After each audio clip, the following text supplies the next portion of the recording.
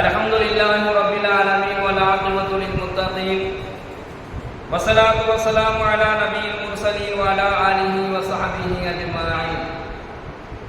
அஊது பில்லாஹி மினஷ் ஷைத்தானிர் ரஜீம். பிஃضل பிஸ்மில்லாஹிர் ரஹ்மானிர் ரஹீம்.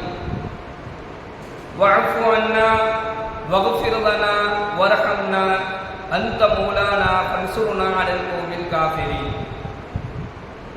வஅஃபு அன்னா, இறைவா எங்கள் பாவங்களை பொறுத்து அருள்வாயாக.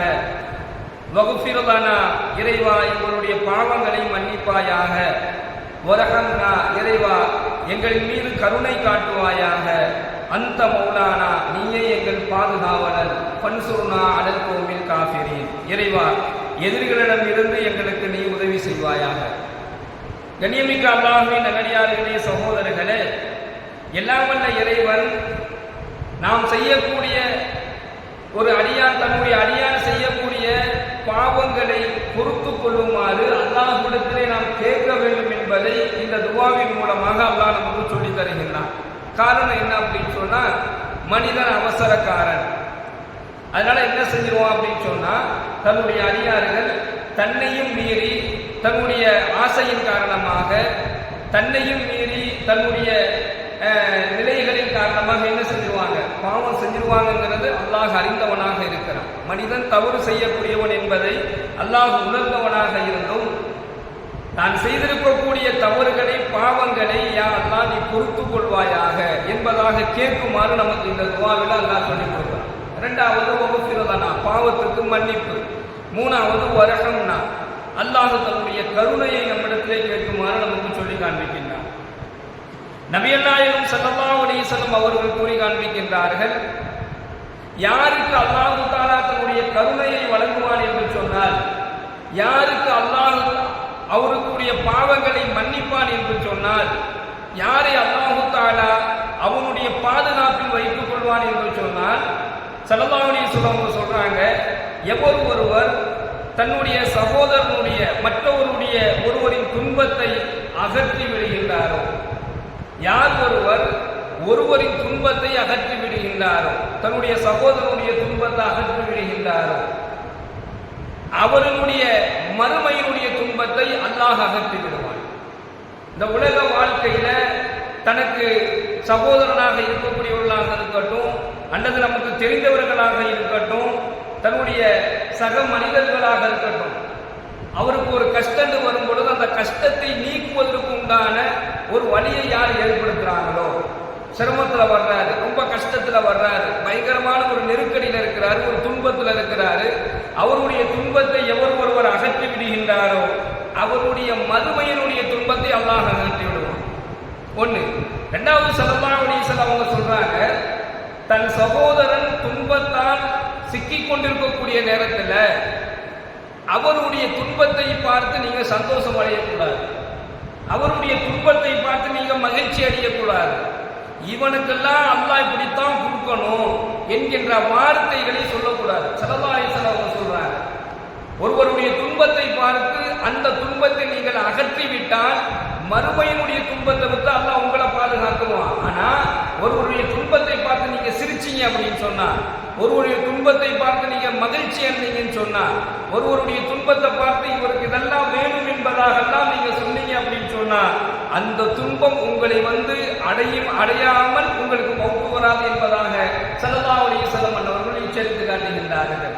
யாரை பார்த்து நீங்கள் சிரித்தீர்களோ, யாருடைய துன்பத்தை பார்த்து நீங்க மகிழ்ச்சி அடைஞ்சீங்களோ, யாருடைய துன்பத்தை பார்த்து இவருக்கு இதெல்லாம் வேணும் என்பதாகலாம் நீங்க சொன்னீங்களோ, அந்த துன்பமும் அந்த கஷ்டமும் வராமல் உங்களுக்கு அல்லாஹ் மௌத்தை தரமாட்டான், மரணத்தை தரமாட்டான் என்பதாக ஸல்லல்லாஹு அலைஹி வஸல்லம் அவர்கள் எச்சரிக்கிறார்கள். என்று சொன்னால், ஒருவருடைய துன்பத்தை நாம் அகற்றக்கூடியவர்களாக இருந்தால் அல்லாஹ் மறுமையில் ஏற்படக்கூடிய துன்பங்களை விட்டு அல்லாஹ் நம்மளை பாதுகாக்கிறான். அது மட்டுமல்லாமல் அந்த நல்ல செயலின் காரணமாக வஅஃபு அன்னா, பாவங்களை அல்லாஹ் பொறுத்து கொள்கின்றான்.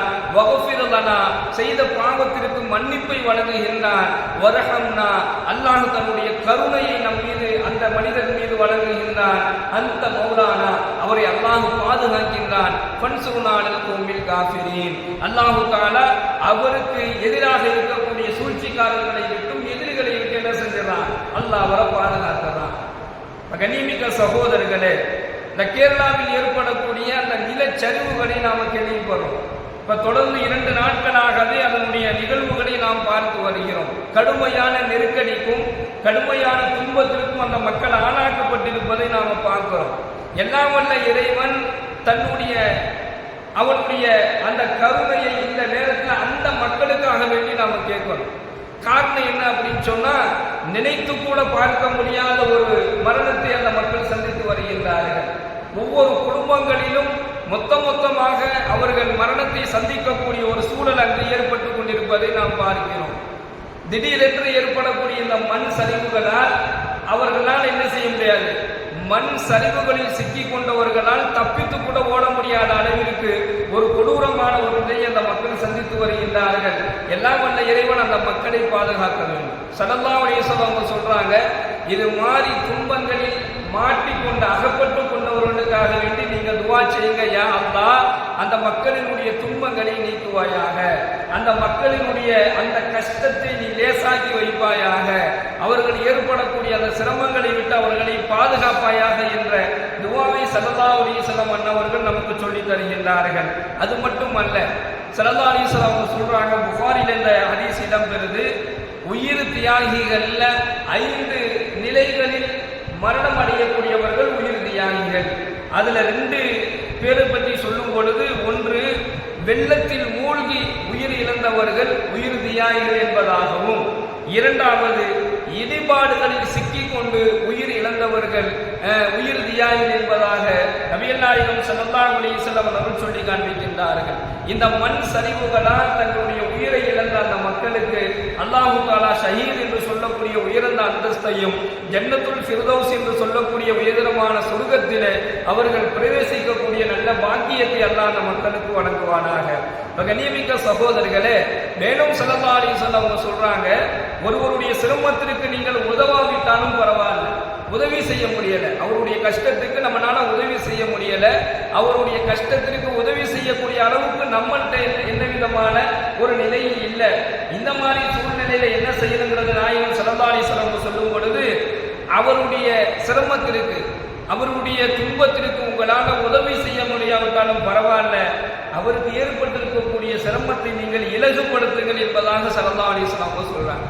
அப்படி ஒருவரின் சிரமத்தை இலகுபடுத்தி வைப்பார், அதை லேசாக்கி வைப்பார், அவரினுடைய காரியங்களை அல்லாஹு தஆலா இம்மையிலும் மறுமையிலும் லேசாக்கிடுவார். கஷ்டம்னு வர்றாரு, அவருக்கு நம்மளால முழுசா உதவி செய்ய முடியல, ஆனா அந்த கஷ்டத்தை லேசாக்கி வைக்கிறது நம்மளால முடியும். அது எப்படி வேணாலும் நம்ம செய்யலாம். உதாரணத்துக்கு ரொம்ப மன கவலையோடு வர்றாரு, அவருக்கு என்ன செய்ய முடியும், நம்மளால கொடுக்கறதுக்கு ஒன்றும் இல்லை, அவரை நாம கூட்டிட்டு போறதுக்கு நம்மள்ட்ட வசதி இல்லை, அவர் கொடுக்கறதுக்கு நமக்கு வசதி இல்லை. இந்த மாதிரி ஒரு சூழ்நிலையில வர்றாரு. இப்ப இவருக்கு என்ன தேவை அப்படின்னு சொன்னா, மனதுக்கு ஆறுதல் தேவை. அப்போ அவரை பக்கத்துல உட்கார வச்சு, நீ கவலைப்படாத, உனக்கு எந்த பிரச்சனையும் வராது, உனக்கு எந்த சிரமமும் இருக்காது, அல்லாஹ் உன்னை பாதுகாப்பான், நீ தைரியமா இரு என்பதாக ஒருவர் ஆறுதல் சொல்லி துன்பத்தில் மாட்டிக்கொண்டு அவரை தேற்றி விடுகின்றார். இப்ப இவருடைய கஷ்டத்தை இலகுவாக ஆக்குவதற்கு நாம சொல்லக்கூடிய ஆறுதல் ஒரு காரணமாக ஆயிடுச்சு அப்படின்னு சொன்னா, எல்லாம் வல்ல இறைவன் அந்த ஆறுதல் சொன்ன அந்த அடியானுக்கு இம்மையிலும் மறுமையிலும் அவருடைய காரியங்களை அல்லாஹ் லேசாக்கிடுவான். அவர் என்ன காரியத்தை செய்யணும், செயல்படுத்த நினைச்சிட்டு இருக்கிறாரோ அந்த காரியங்களை என்ன செஞ்சிருவான், அல்லாஹ் லேசாக்கிடுவான். மேலும் பாவத்தை மன்னிக்கிறான், அல்லாஹ் தன்னுடைய கருணையை அவருக்கு வழங்குவான் என்பதாக நபிகள் நாயகம் ஸல்லல்லாஹு அலைஹி வஸல்லம் அவர்கள் சொல்லி காண்பிக்கின்றார்கள். அல்லாஹினுடைய கருணையை தாண்டி அடுத்து அல்லாஹ் சொல்றான், அந்த மௌலானா, இறைவா நீயே எங்கள் பாதுகாவலன். அப்ப அல்லாஹ்வுடைய பாதுகாப்பு இல்லாம நம்ம எதுவுமே செஞ்சிட முடியாது. இப்ப அல்லாஹ் நம்மள பாதுகாக்கணும், அல்லாஹ்விடத்துல பாதுகாப்பு தேடணும். ஒவ்வொரு நாளும், ஒவ்வொரு நேரமும், ஒவ்வொரு வினாடியும் அல்லாஹ்வுடைய பாதுகாப்பை நாம் தேடிக்கொண்டே இருக்கணும். ஏன்னு சொன்னா, உட்கார்ந்தவர்கள் எழுந்திருப்பதற்குள் மரணம் வந்துடுது, எழுந்தவர்கள் உட்கார்வதற்குள்ளாட்டி மரணம் வந்துடுது, படுத்தவர்கள் எந்திரிக்கிறதுக்கு முன்னாடி மௌத்து வந்துடுது. ஏன்னா இந்த நேரங்களில் அல்லாஹ்வுடைய பாதுகாப்பை தேடணும். பிரச்சனைகளை விட்டு, சோதனைகளை விட்டு, திடீர் ஆபத்துகளை விட்டு, விபத்துகளை விட்டு, கெட்ட மரணங்களை விட்டெல்லாம் அல்லாஹ்விடத்துல நம்ம பாதுகாப்பு தேடணும். அதான் அல்லாஹ் சொல்றான், அந்த மௌலானா, நீயே எங்கள் பாதுகாவலன். இப்ப அல்லாஹ் யாருக்கு பாதுகாப்பை வழங்குவான் என்பதை பற்றி ஸல்லல்லாஹு அலைஹி வஸல்லம் அவர்கள் சொல்லி காண்பிக்கின்றார்கள். எவர் ஒருவர் ஒவ்வொரு நாளும் அல்லாஹ்வினுடைய அந்த வேதத்தை ஓதுகின்றாரோ அவரை அல்லாஹ் பாதுகாத்துடுவான். மேலும் ஸல்லல்லாஹு அலைஹி வஸல்லம் அவங்க சொல்றாங்க, அல்லாஹ்வினுடைய அந்த வேதத்தை இருக்கக்கூடிய அந்த வசனத்தை எவர் ஒருவர் ஒரு நாளைக்கு ஒவ்வொரு நாளும் ஓதுகின்றாரோ அல்லது கற்றுக் கொடுக்கின்றாரோ, இந்த ரெண்டு நபருக்கும் ஓதக்கூடியவர் அதை கற்றுக் கொடுக்கக்கூடியவர், இந்த ரெண்டு பேரையும் வானவர்கள் சூழ்ந்து கொள்கின்றார்கள். அவர்களின் மீது அல்லாஹ் தஆலா சக்கீனத் என்று சொல்லக்கூடிய அமைதியை இறக்குகின்றான். இறை அருள் அவர்களை பொருத்தி கொள்கின்றது. இறைவன் தன்னிடத்தில் இருக்கக்கூடிய மாணவர்களிடத்திலே இவரை பற்றி பெருமையாக பேசுகிறான் என்பதாக நபிகள் நாயகம் ஸல்லல்லாஹு அலைஹி வஸல்லம் அவர்கள் சொல்லி காண்பிக்கின்றார்கள். அப்போ குர்ஆனை ஓதுங்கள். குர்ஆன் ஓதுவதன் மூலமாக அல்லாஹ்வினுடைய பாதுகாப்பு கிடைச்சிருக்கு.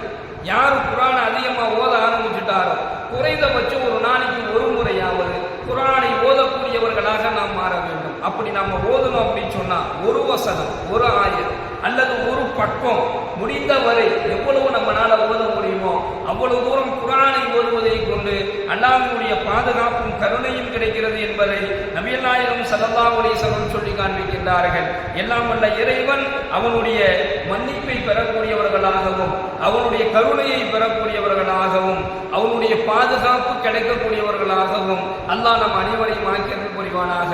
வாயுதவான அல்ஹம்துலில்லாஹி ரப்பில் ஆலமீன். அஸ்ஸலாமு அலைக்கும் வரஹ்மத்துல்லாஹி வபரகாத்துஹு. சுப்ஹானல்லாஹி வபிஹம்திஹி சுப்ஹானல்லாஹ்.